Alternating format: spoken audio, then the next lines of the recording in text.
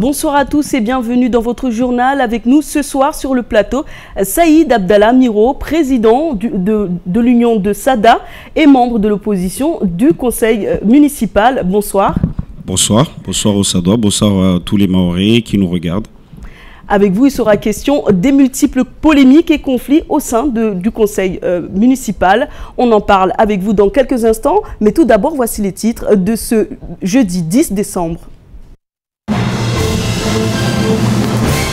Ce matin s'est tenue la dernière séance plénière de l'année 2015, une séance placée sous le signe du redressement des finances qui aura été très animée. L'entente cordiale n'est plus au sein de l'Assemblée élue et les débats ont été houleux entre les élus de la majorité et ceux de l'opposition. Toutes les explications dans votre journal. La mairie de Mamoudzou continue son plan de lutte contre les logements insalubres. Ce matin, dans le quartier de Kaweni, de nouveaux bangas ont été détruits par les agents municipaux. Des actions à l'origine de vives tensions, car les familles délogées n'entendent pas se laisser faire. Les administrations publiques du département sont saturées. Les files d'attente n'en finissent plus et ce matin à la CAF, le ras-le-bol des allocataires a donné lieu à des bousculades et autres disputes sous fond de favoritisme envers certains administrés. Reportage à la fin de cette édition.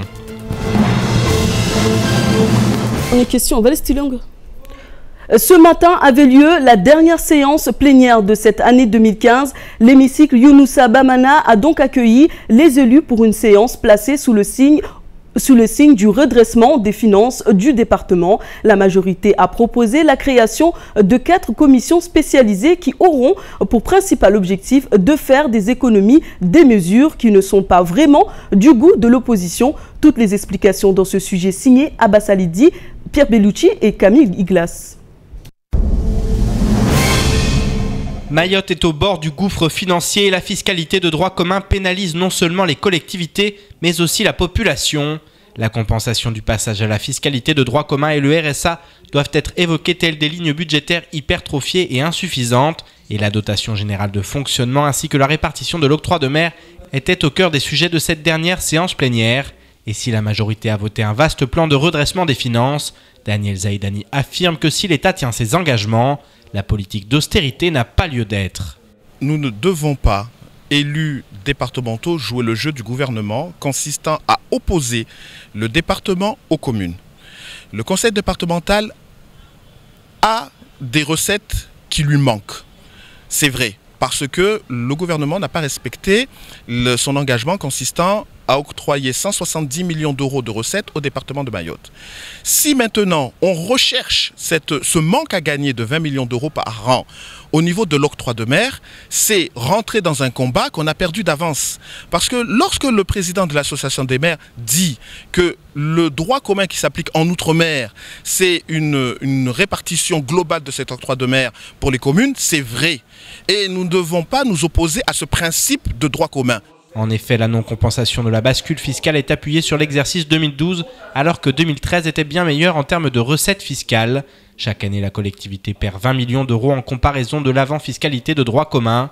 À ce titre, Daniel Zaïdani dénonce ce trop perçu de 32 millions d'euros réclamés par l'État, alors que les recettes 2013 avaient été validées par le préfet et la Chambre régionale des comptes. Si Ousseini Benissa connaît ce problème, il souhaite avancer en attendant que les discussions avec l'État aboutissent.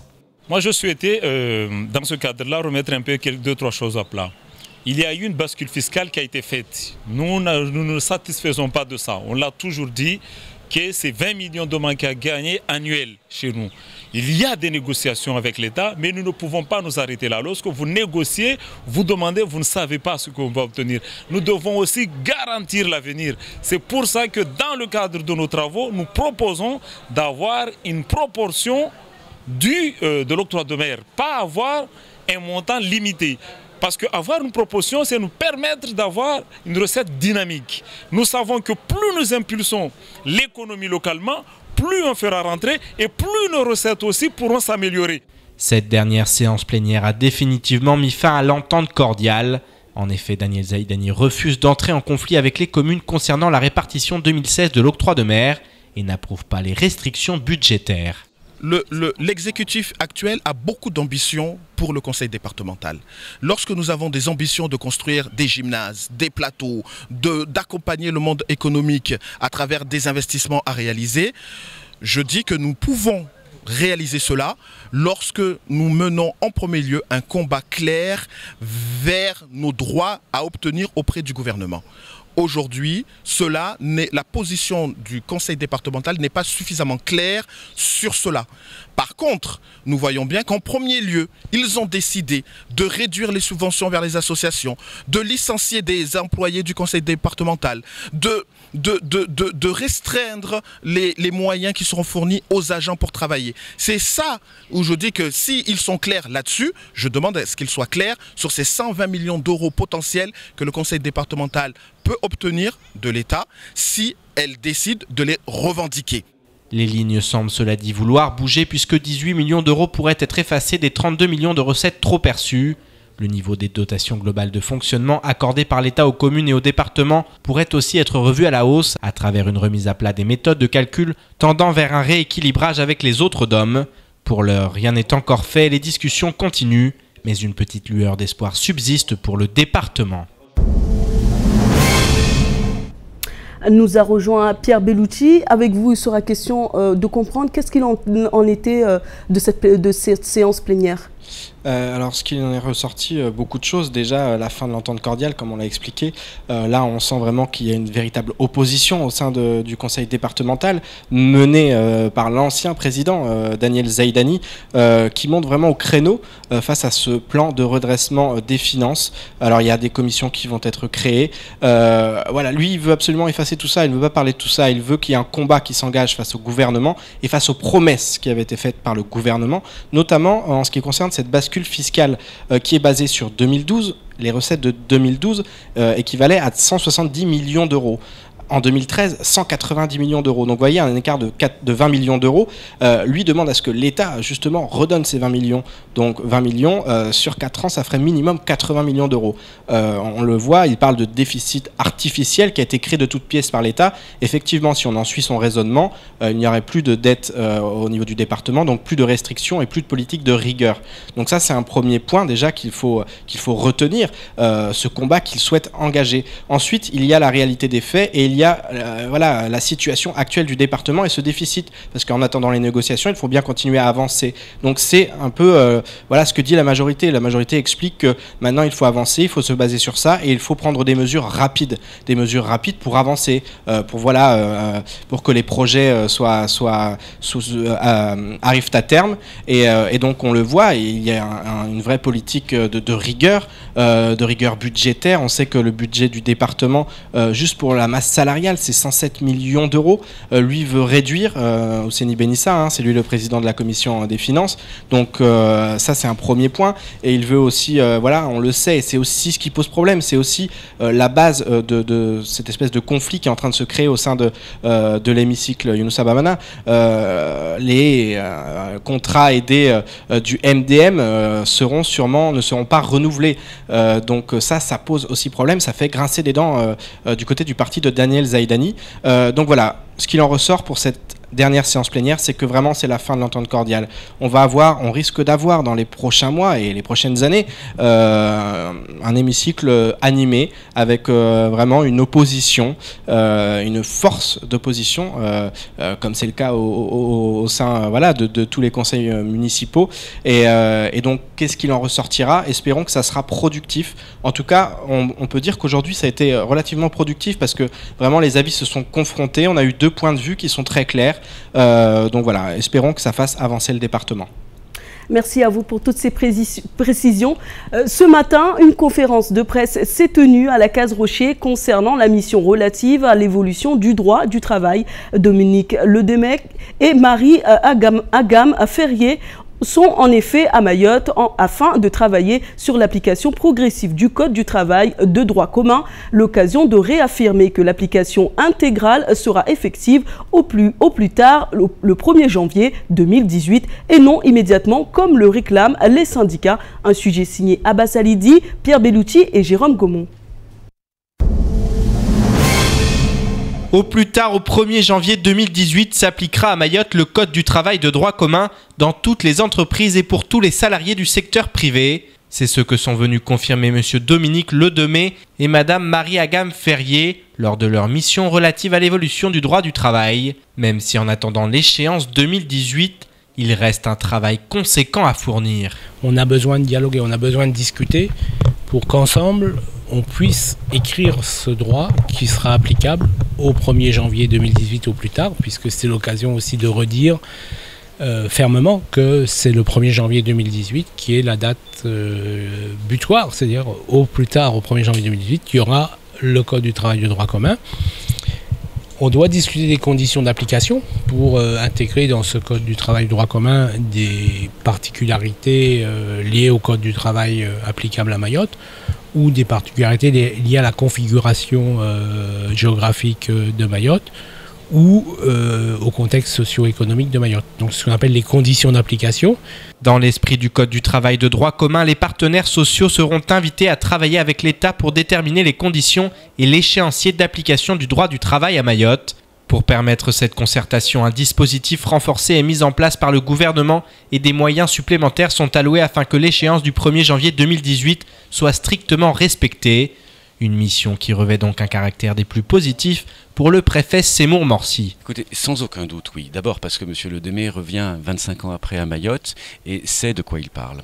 En même temps, c'est positif aussi parce que le gouvernement a souhaité dédier 2 personnes pour pouvoir décliner au plus vite le Code du travail, au plus tard pour le 1er janvier 2018. Troisième chose qui est positive, c'est que les préoccupations de nos concitoyens et des organisations représentatives des salariés et du patronat également, des entreprises, c'est d'être au clair sur toute une série de sujets.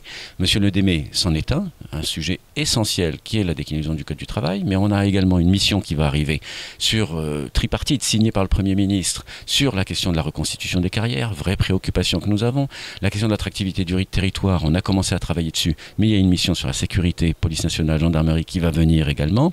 La question des finances publiques, il y a le rapport de la Cour des comptes qui viendra à la mi-janvier et qui sera présenté au Parlement. Donc je crois qu'il faut bien comprendre que la volonté du gouvernement, c'est d'avancer sur tous ces sujets-là et d'être au plus près des préoccupations et d'être systématiquement concret. Donc la mission Ledemé, c'est une très belle mission et je crois que tout le monde a été content de pouvoir discuter avec lui.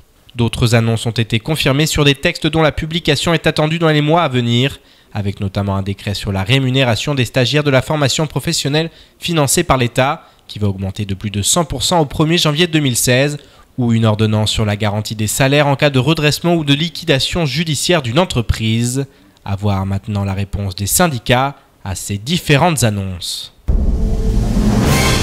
Nous l'avons annoncé tout à l'heure, Saïd Hamada, président de l'opposition. Réellement, qu'est-ce qu'il y a comme problème au sein du conseil municipal de Sada? Bonsoir aux Sadois, bonsoir aux Mahorais, bonsoir à tous les téléspectateurs de Kwezi dans l'océan Indien ainsi que partout dans le monde. Alors, réellement, à Sada, je pense que le problème réel qu'il y a dans la municipalité de Sada, c'est que nous sommes dans la continuité d'une mandature qui risque de marquer réellement, parce que nous avons été marqués par la mandature Binali, par les recours sur les élections, mais nous allons avoir encore une mandature qui va être marquée par... c'est-à-dire c'est une mandature d'un autre temps. Nous sommes devant une majorité et une maire qui devrait être maire dans un autre temps, mais pas dans les temps actuels. C'est-à-dire, qu'est-ce que vous reprochez exactement à Anchia Bamana, qu'on comprenne bien en fait le fond du problème?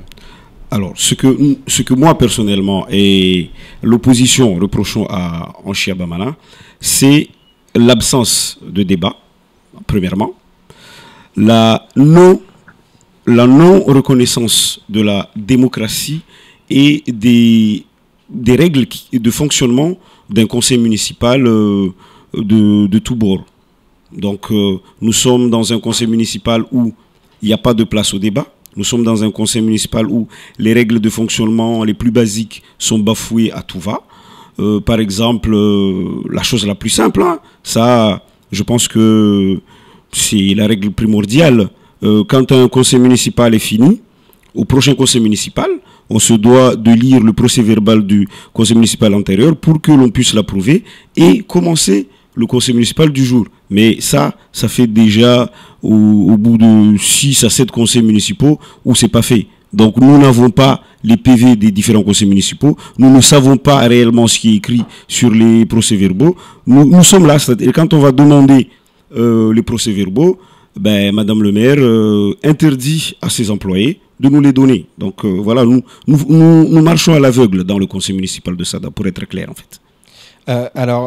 Justement, dernièrement, il y a une nouvelle affaire, une affaire de procuration, quelqu'un au sein de la majorité qui aurait démissionné et apparemment les votes de cette dame continueraient à être effectifs au sein du conseil municipal. Écoutons justement ce que dit sur cette affaire Anchia Bamana. Ça a été ce matin à notre micro.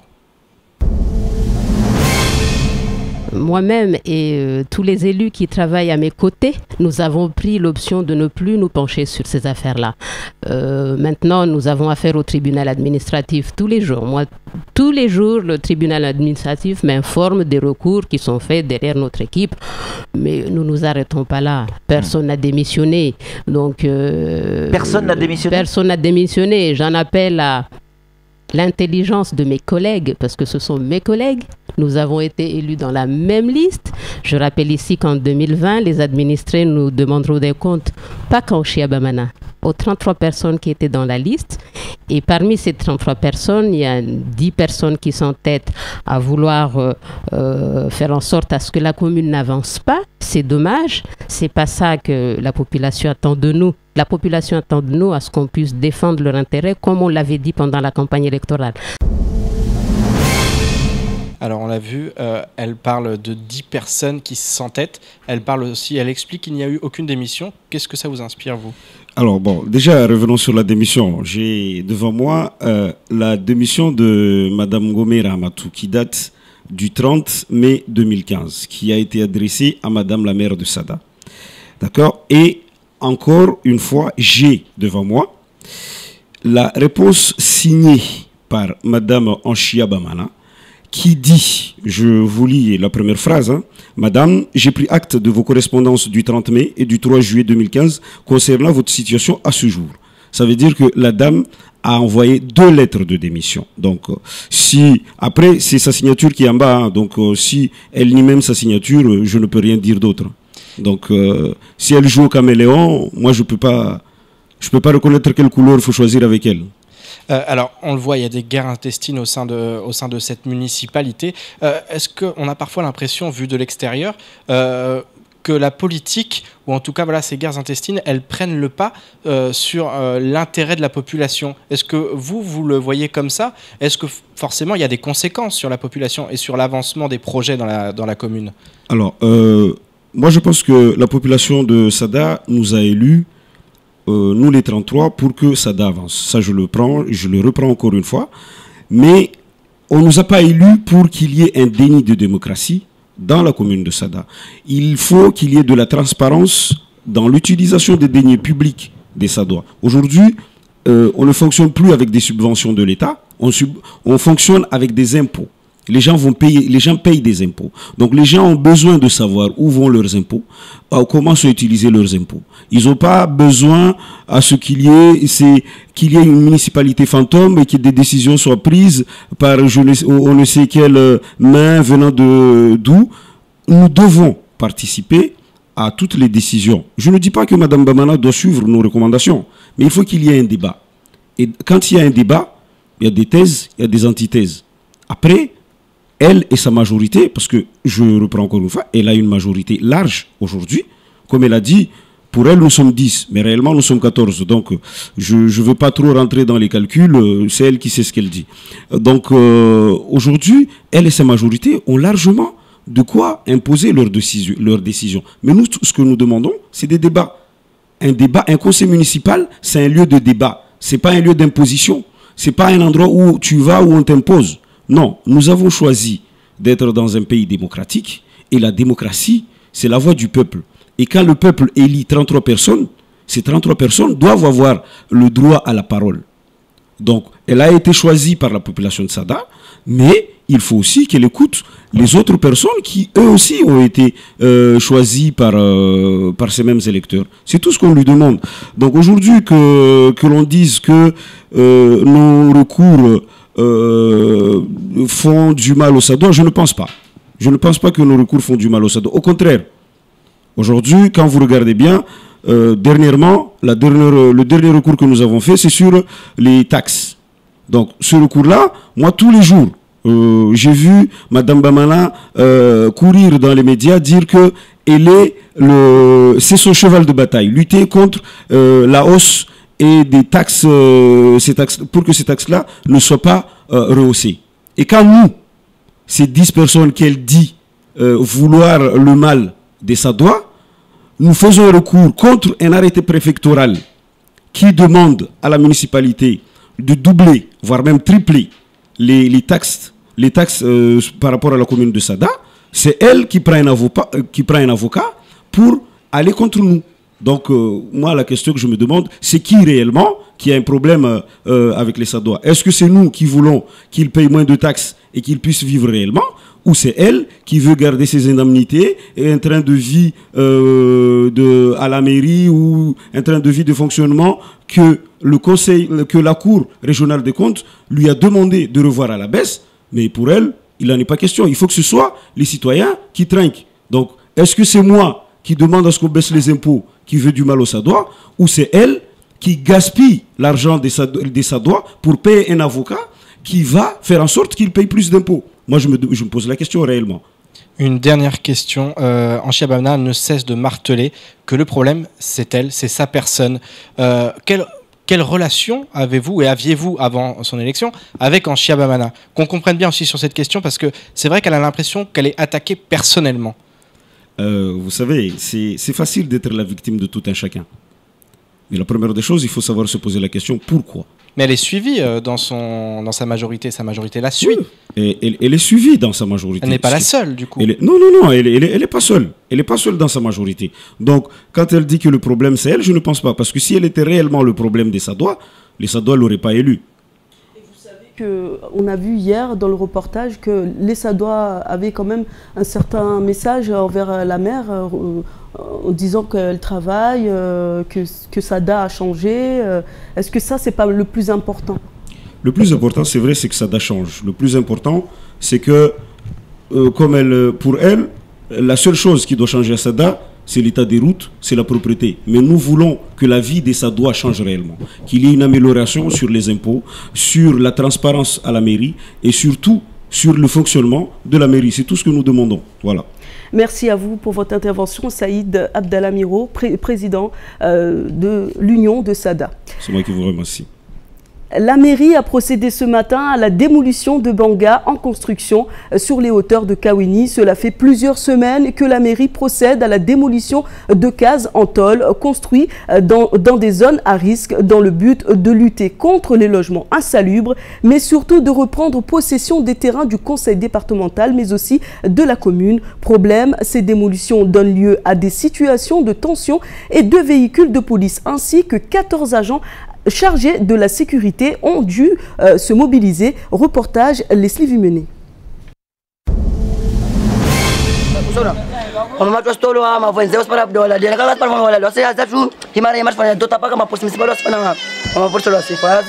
Sous le regard des dizaines de familles qui résident dans cette zone à risque, dans les hauteurs de Kawini, les techniciens municipaux de Mamoudzou travaillent méthodiquement pour procéder à la démolition de ces logements de fortune. L'inquiétude et la colère est plus que palpable chez ces pères et mères de famille qui n'ont nulle part où aller. Police municipale mojabala rongomba nyumba zo wasande sa ujule ushuka. Wae karamba mbava nyumba ya wahobasa o itsoha obasa bewa rongomba sande sa ujule ushuka. Wavo waswarlisha namneni. Wavo sumdisa de mera Malaysia tuyana tole wewe mwenze. Asirensi de wavi awasramba refantini. Wami tsorongo bangu sopulama na quartier kama nkisodebo. Obahano anyoza wa nyumba spula. Wami silila kamba mazanso jomba valenso la wana mwenze mana mimjeni tsijobo hendra. Tous rêvaient d'une vie meilleure en venant à Mayotte. Aujourd'hui, bon nombre de ces familles qui construisent un banga dans ces zones en marge de la société et de la commune ont été expulsées des autres communes. Le maire du chef-lieu souhaite, dans le cadre de ces opérations de démolition, éviter que les familles chassées ne s'installent dans sa commune et surtout d'y vouloir éviter de devoir être traduit en justice si jamais un de ces bangas s'écroulait et fait des victimes. Ces familles ne semblent donc avoir qu'une seule idée en tête, c'est de devenir un jour français grâce au droit du sol. Basi Faransa mnofo kiwasiro kiamba na kilangiste ayana tangia ho ahizamwana Faransa ho oye kasojo watola tena harmonise Faransa mana aspia faida de mana wasima orevanda javan irikiamba na bani Faransa de mana rajavan babole ona basan uspara mtomba na wan kama komole zimban anawana sita sabamba nao awadzapia wan wanao meso soja vote kama majanuna vele hawantu waja komwezi nyumba na wakomole zinyumba. Demain, une autre opération de démolition de Banga aura lieu à Doujani. La problématique de l'immigration ne cesse d'alimenter les tensions sur le 101e département et une question reste tout de même sans réponse. Où vont aller toutes ces familles délogées? Affaire à suivre. L'INSEE, en conférence de presse ce matin, a dévoilé les chiffres du taux de chômage au sens du Bureau international du travail pour le deuxième semestre 2015. Le taux de chômage est de 23,6% en hausse par rapport à 2014 de plus 3,9 points. L'INSEE recense 13 900 Mahorais au chômage, un taux approchant de celui de la Réunion. Nous sommes dans une phase de structuration au marché de l'emploi où le nombre de personnes inscrites au Pôle emploi augmente considérablement. Reportage Pierre Bellucci et Leslie Vimenet. Le travail se fait rare à Mayotte. Le marché de l'emploi des jeunes est encore peu développé puisque seul un huitième des 15-29 ans trouve du travail, soit 10% des jeunes alors qu'ils représentent plus de 60% de la population. Le taux de chômage qui augmente de plus de 3,9% se rapproche du niveau moyen des autres DOM qui est de 24,1% en 2014. Comment analyser ces chiffres? C'est ce que tente de nous expliquer Djamel Mekawi, le chef du service régional. Les jeunes sont toujours plus défavorisés que leurs aînés sur le marché de l'emploi. Et si on prend le cas des 15-29 ans, une personne sur 8 à Mayotte est en emploi. Alors, il y a le taux de chômage, mais attention, ce n'est pas un indicateur unique. Mais il faut garder aussi le taux d'emploi. Alors, qu'est-ce que c'est que le taux d'emploi? C'est le nombre de personnes qui travaillent par rapport à une classe d'âge donnée. Et en particulier à Mayotte, parmi les 15-64 ans, un peu plus d'une personne sur 3 travaille. C'est en croissance, le taux est en croissance par rapport à l'année dernière, mais il reste très loin des standards constatés dans les autres départements d'outre-mer et en métropole. 2500 personnes de plus que l'an dernier se sont inscrits au Pôle emploi. Selon l'INSEE, nous sommes dans une phase de restructuration du marché du travail. Ainsi, les chômeurs sont 13 900. Alors le BIT, c'est une norme définie par c'est la norme Bureau international du travail et qui permet de comparer le chômage au sein de l'ensemble des territoires. Alors en particulier, pour être chômeur au sens du BIT, il faut ne pas avoir travaillé ne serait-ce qu'une heure la semaine où se passe l'enquête. Il faut être disponible dans les 15 jours pour occuper un emploi. Et surtout, et c'est surtout souvent ce critère qui est déterminant, avoir fait une démarche active de recherche d'emploi dans le mois précédant l'enquête. Un peu plus de 48 000 personnes travaillent à Mayotte en 2015 et le taux d'emploi s'établit à 36,6% pour les Mahorais âgés de 15 à 64 ans. Le taux d'emploi augmente, cela dit, de plus 1,2 points en 2015. Des chiffres mitigés donc qui reflètent la situation morose de l'emploi sur le 101e département, dû notamment à un afflux de jeunes sur le marché qui peinent à trouver du travail. Je vous propose de faire un petit tour d'horizon de ce jeudi 10 décembre. C'est tout de suite dans l'actualité en bref, présenté par Pierre Bellucci. Mayotte est l'un des derniers endroits au monde où les tortues marines sont encore en nombre. Mais cette richesse extraordinaire s'amenuise chaque année, victime du braconnage et d'une pression très forte sur ces espèces protégées. Si le REMAT avait recensé 262 cas de braconnage de tortues marines sur l'ensemble du territoire en 2014, le bilan provisoire 2015 s'alourdit encore avec près de 300 tortues tuées. Rien que le 3 décembre dernier, lors d'une opération menée sur l'îlot Mtsamboro, pas moins de 80 carapaces entières ont été comptabilisées. Le phénomène continue donc de s'amplifier, et ce malgré les dispositions prises pour protéger le lagon.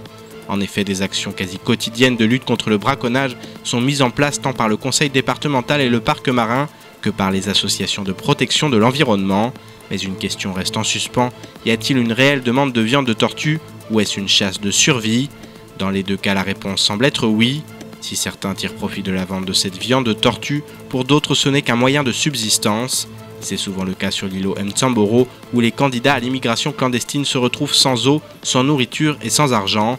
Les tortues marines constituent alors pour ces Robinsons un apport en protéines sans lequel ils ne pourraient survivre.